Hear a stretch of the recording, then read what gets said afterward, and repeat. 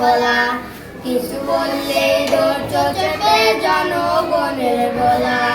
দেশটা তোমার বাপের নাকি করছো ছলা কলা, কিছু বললেই ধৈর্য চেপে জনগণের গলা।